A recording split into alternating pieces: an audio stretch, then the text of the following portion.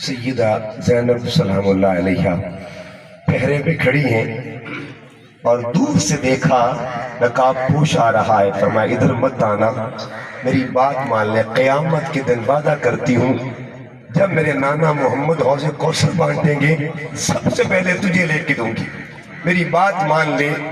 وہ اور قریب آتا گیا, اتنا قریب آیا کہ بالکل قربت کمال پہ پہنچ گئی. تو جب قریب آ گیا تو سیدہ زینب نے سر جھکایا اور عرض کیا کہ مولا تو ہی حافظ ہے. اتنا کہا, اچانک آواز آتی, بیٹے زینب ذرا سر تو اٹھا. جب کانوں میں آواز گونجی فرماتی یوں لگ رہا تھا جیسے آواز کو جانی پہچانی ہے.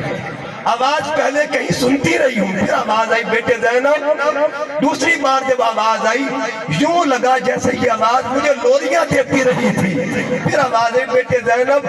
آپ نے نگاہ اٹھائی, نگاہ اٹھا کے دیکھا وجود کانپ جاتا ہے. سامنے کوئی اور نہیں کھڑا, خود مولا علی کھڑے ہوئے تھے, دیکھنے آئے تھے میرا بیٹا زینب آج علی کا شیر بن کے کیسے کھڑا ہوا ہے. اس کا مطلب یہ ہوا کربلا کا میدان ہو تب بھی زینب شیر علی ہے, کوفے کا بازار ہو تب بھی زینب شیر علی ہے, اگر شام کے بازار ہو تب بھی زینب بتا دیتی ہے آل محمد کا بیٹا بیٹی بھی ہے جو خون کا حق ادا کرتی ہے. تاریخ بتاتی ہے شام کے زندان میں, بات کو اختتام پہ لے کے جا رہا ہوں, شام کا زندان تھا اور یہ وہ زندان تھا جس کی ایک کھڑکی سوق حمیدیہ کی جانب کھلتی تھی اس وقت. تو سیدہ زینب اس زندان میں ہے, اس زندان میں. امام زین العابدین فرماتے میں نے اپنی پھپھو کا پورا سفر دیکھا, پورے سفر میں جن کا سجدہ قضا نہیں ہوا تھا اسے زینب کہتے ہیں. کہتے زندان کا ماحول تھا کہ رات کے پچھلے پہر سیدہ زینب تہجد پڑھنے کے لیے اٹھتی ہے.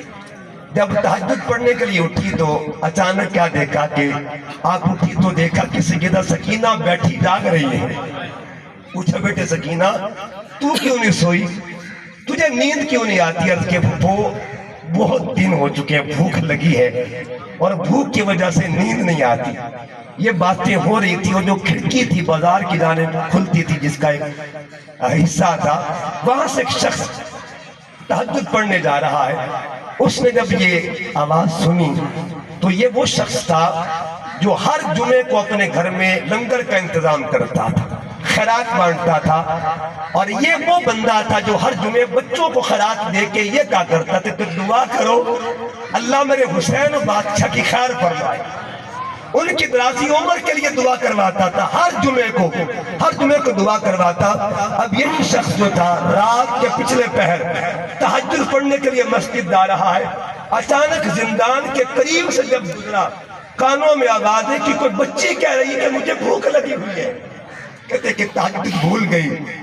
گھر آتا ہے واپس, اپنی بیوی کو کہا کہ میں تہجد پڑھنے جا رہا تھا لیکن مجھے لگتا ہے کوئی قیدی آئے ہوئے یہاں پہ اور ان قیدیوں کی کوئی بیٹی ہے وہ بھوکی ہے, میرا دل بے چین ہے, جلدی کر ان کو کھانا دے کیا. وہ بی بی کھانا تیار کرتی ہے اور لا کے سیدہ زینب کو تلاش کیا, آ کے ملتی ہے. عرض کہ بی بی میرا خاوند تہجد پڑھنے جا رہا تھا اور تہجد پڑھتے اچانک اس نے راستے میں یہ آواز سنی تو اس نے محسوس کر لیا کہ کوئی بچی بھوکی ہے.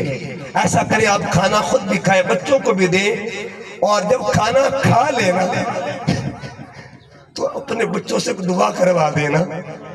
پوچھا کون سی دعا؟ کہتے کہ ہم اپنے گھر میں ہر جمعے کو انتظام کرتے ہیں, لنگر کا کھانے کا انتظام کرتے ہیں اور انتظام کر کے ہم شام کے بچوں کو تقسیم کرتے ہیں اور دعا کرواتے ہیں کہ دعا کرو اللہ ہمارے بادشاہ حسین کی خیر فرمائے, حسین کی خیر فرمائے. آپ ایسا کریں بچی کو کھانا کھلائیں اور بچی سے اتنا کہہ دیں کہ میرے حسین بادشاہ کے لیے دعا کر دے. سیدہ زینب نے ایک بات کی, آپ فرماتے بی بی تمہیں پتا ہے جس بچی کے لیے تو کھانا لے کے آئی ہے یہ کون ہے, کس کی بیٹی ہے؟ عرض کیا نہیں جانتی نہیں کون ہے. میں بادشاہ کے لیے دعا کرواتے ہیں نا، یہ اسی بادشاہ حسین کی بیٹی ہے، اسی بادشاہ کی بیٹی ہے۔ سیدہ زینب فرماتی کہ یہ حسین کی بیٹی ہے، اور تجھے پتا ہے حسین کی بیٹی ہے، بطول زہرا کی پوتی ہے، مولا علی کے پوتی ہے۔ گلشن آل محمد کی اس گلی کو سکینہ کہا جاتا ہے، سکینہ کہا جاتا ہے۔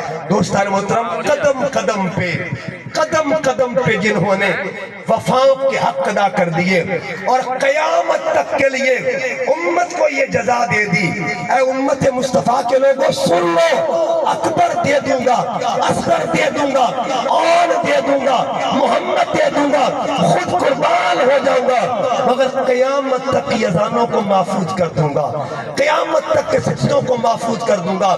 اس کا مطلب یہ ہوا جس نے سب کچھ دے کے سجدہ بچا لیا اسے حسین کہتے ہیں، جس نے سب کچھ دے کے اذان بچا لی اسے حسین کہتے ہیں، اور جس نے سب کچھ دے کے دین بچا لیا اسے حسین کہتے ہیں۔ اللہ پاک کی بارگاہ میں عرض گزار ہوں، اللہ حسین بادشاہ کا صدقہ محترم جمیل صاحب کی امی جان کو درجات کی بلندیاں نصیب فرمائے، سیدہ بطول پاک کی سنگت نصیب فرمائے، جناب زینب سلام اللہ علیہ کی رفاقت نصیب فرمائے، حضور کے ازواج مطہرات کا قرب نصیب فرمائے۔ وما علیہ